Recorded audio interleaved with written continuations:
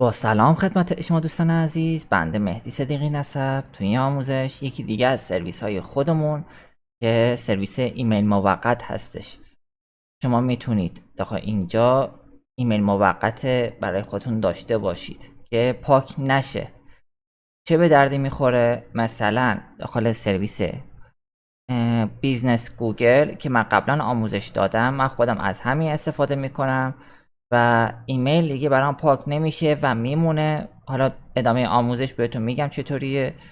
و انا برای ساخت اکانت ایمیل موقتی که بخواد بهمون بده، اینجا رندوم انتخاب میتونید بکنید، روی این بذارید. میتونید یه اسمی برای خودتون انتخاب کنید، مثلا اینجا بزنیم مهدی و من الان اینو بزنم برای من ساخته میشه و این دامنه هم عوض میشه به صورت خودکار.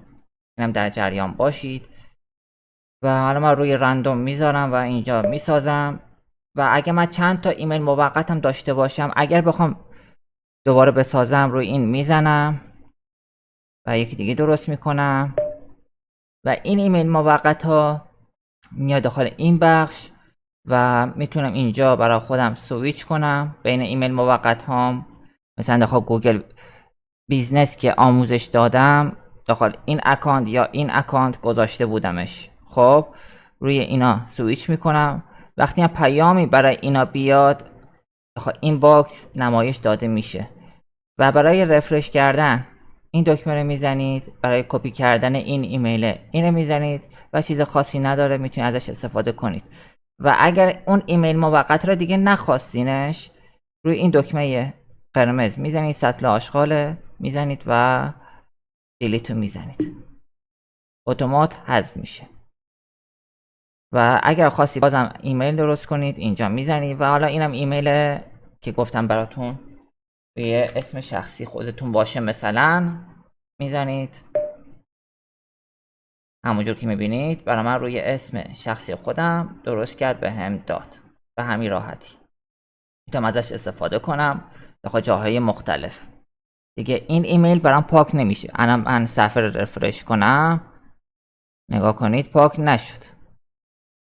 برای همین من این داخل آموزشام این سرویس آموزش میدم که بهتون بگم آقا از این استفاده کنید ایمیلاتون پاک نشه و نگران کد تایید از سرویس های مختلف نباشید. دیگه حالا این سرویس میمونه ایمیلاش و به راحتی استفاده کنید. اینم بهتون بگم که این ایمیل ها چطوری پاک میشن. کلا اینا داخل کش مرورگرت هستن. اگر کش مرورگر رو پاک کنید، اینا کلا پاک میشه، یعنی از صفر میشه براتون.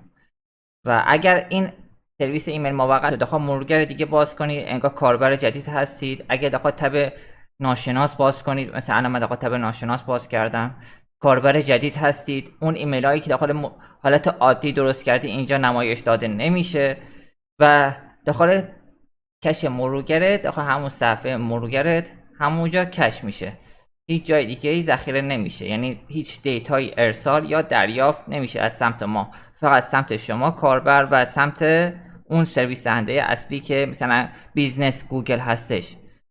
فقط این دوتا. فقط اینم خواستم بهتون بگم که اگر خواست یهو کش رو پاک کردی، ایمیل ها پاک شد، حواستون به این قسمت هم باشه.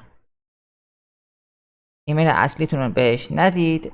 حالا اسپم خیلی میدن، یعنی پیام های زیاد، پیام های تبلیغاتی خیلی میدن، خیلی اذیت میکنن و برای همین گفتم از ایمیل موقت استفاده کنید. و اینم سرویس خودمون هستش، اینو برای سرویس گوگل بیزنس و جاهای مختلفی که هست توی استفاده کنید و اذیت دیگه نشید برای پیام های رگباری که این سرویس ها، پیام های تبلیغاتی که میدن.